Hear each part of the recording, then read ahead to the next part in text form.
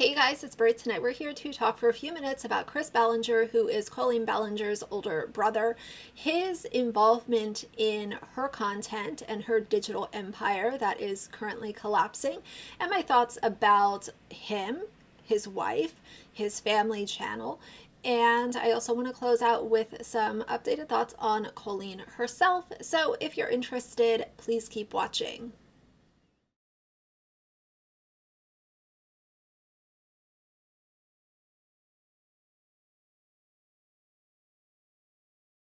All right, you guys. So one of the first times that the Ballinger family was put onto my radar was way back when I figured out that Colleen as Miranda was using the Ballinger kids in her videos on her Miranda channel.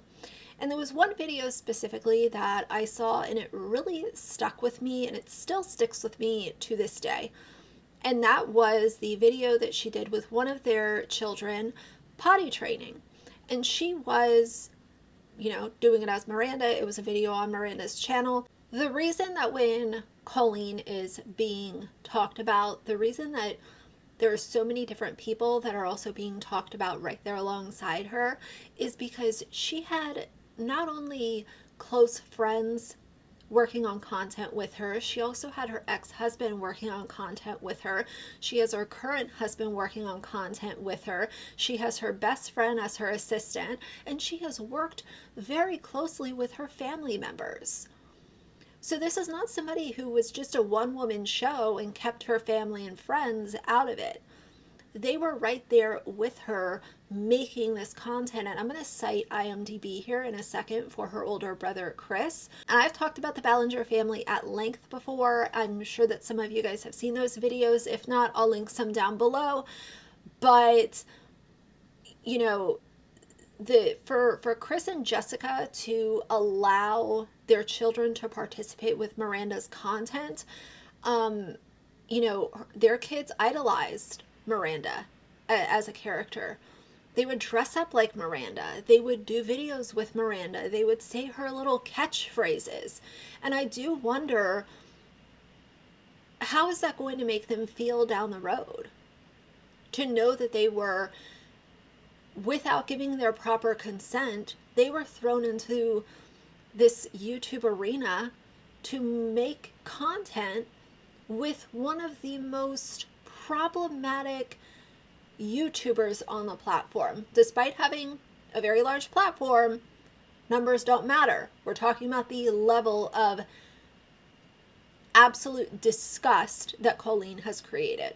When these kids turn to a legal age and they can look back at all of the stuff that their parents did for them without giving them a choice. And family vloggers, they might say, oh, well, we asked them if we can film them. Do you think that a kid actually understands what YouTube is? Do you actually expect a child to understand that, hey, I might be involved in this content and a lot of this stuff is really inappropriate, but I'm 6 years old and mom and dad are right here, so it's okay. So saying that kids are okay with being filmed is a trash argument, in my opinion. Aside from Chris and Jessica allowing their children to participate very heavily with some of Miranda's gross content over the years, I wanted to take a look at IMDb and see what else Chris had been involved in. And right now, it shows that he was an assistant to the executive producer, the assistant to executive producers, and a production assistant on 26 episodes of the TV series Bones, and that was in between 2006 and 2008. And then you go on to Haters Back Off. And in Haters Back Off, he was credited as created by, written by, and story by for 16 episodes in between 2016 and 2017, and as we all know, Netflix canned Haters Back Off after the second season. Thank God. He's also listed as the executive producer for 8 of the episodes of Haters Back Off in between 2016 and 2017. So, if you guys have never seen Haters Back Off, you can look for a clip compilation on Instagram, TikTok, YouTube. I'm sure that there are plenty of compilations out there. And Haters Back Off is not the kind of show that you really need a whole lot of context for, because it's all just simply so blatantly inappropriate. It's, at least for me, I don't need a whole lot of context when it comes to this kind of simple-minded, gross content that's labeled as comedy by Colleen Ballinger.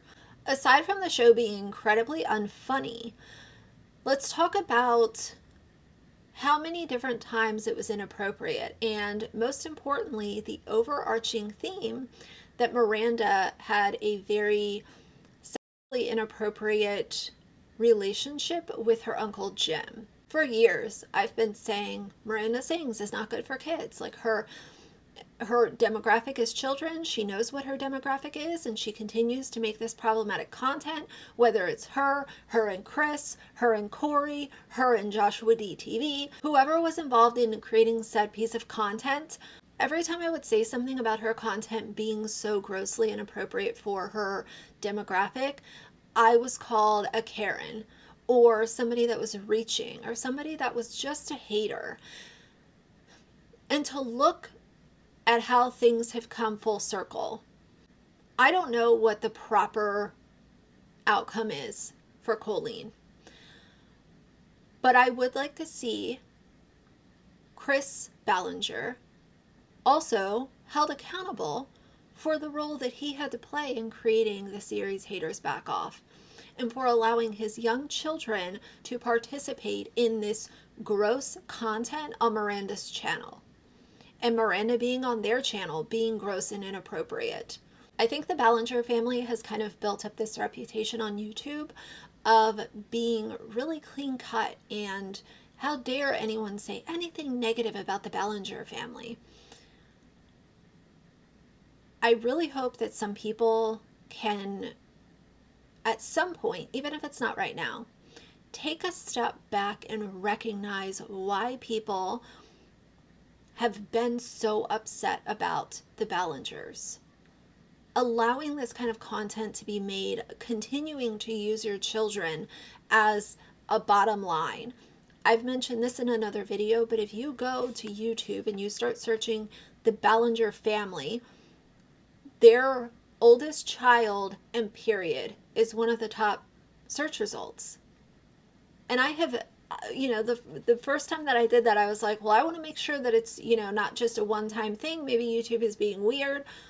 So I cleared my browser history, my cookies, all that, restarted my browser, and I received the same result. So that means that that is what people are searching in YouTube when they're looking for the Ballinger family.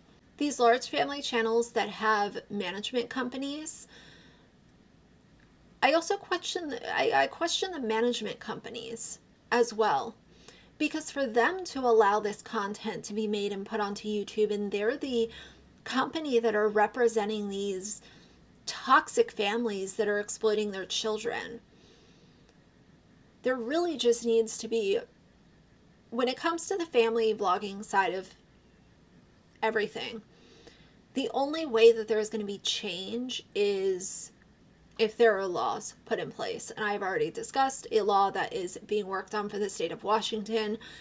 It needs to just be nationwide, because obviously these platforms are not going to do anything. Management companies are still going to want to work with family vloggers because they get clicks and views, and everyone is after the same goal. And it doesn't matter if kids' innocence is lost in the middle of it. It doesn't matter if creepy content with Miranda is being made showing children in compromising positions. Kids' privacy, who cares? Throw that out the window. As long as we're getting that AdSense check, we will consent for our kids because we know what's in their best interest. I don't think that having your children have their entire life put on social media is in a child's best interest. I just don't think that it is that simple. One other thing that I want to say is that even after everything with Colleen has been exposed and we're having a conversation about it, of course I get the random few comments of people saying, oh, why are you still talking about her? go get a job. I've heard that from several of her fans. I'm not here to justify my content to those people, but I do have a question to the people that are still hanging on to every word that she says and ignoring all of the facts and evidence, and Colleen is just being mistreated by the internet and called out for no good reason according to her fans. Why is it that you fans are so unwilling to look at the evidence? Because I can understand if someone comes to you and says that your favorite YouTuber is, you know, a piece of garbage and someone doesn't like them and, oh, they acted shady a couple times, like that kind of stuff I can see, like just ignore it, whatever. But when it comes to creating trauma for minors and leaving them with negative interactions that they will carry with them for the rest of their lives, there's been evidence presented to confirm that these are not just stories that are being made up for tabloids. This is not drama. This is not internet gossip. It is so much more than that.